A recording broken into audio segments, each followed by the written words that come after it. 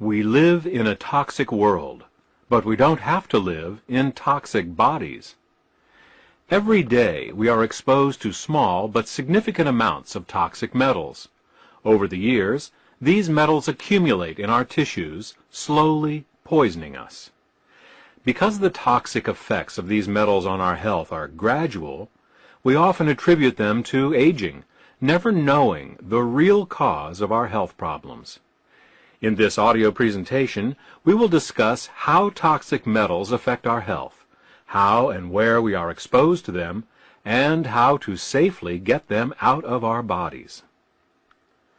The toxic metals we will address in this presentation are mercury, lead, aluminum, nickel, arsenic, cadmium, uranium, and calcium.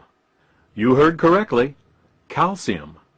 Under certain conditions, calcium, a mineral required for our health, can become a toxic metal.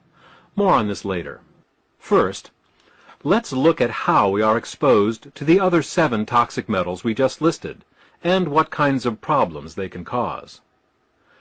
The first toxic metal we will look at is mercury. Mercury is one of the most deadly substances known to man. It accumulates in the brain, nervous system, heart, kidneys, and endocrine glands, and can cause depression, autoimmune disorders, memory loss, tremors, anemia, and heart attacks, among other things.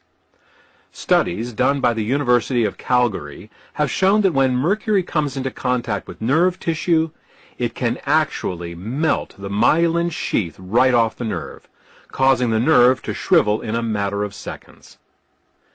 What is even more unbelievable is that this highly toxic metal is actually put right into our mouths in the form of dental fillings.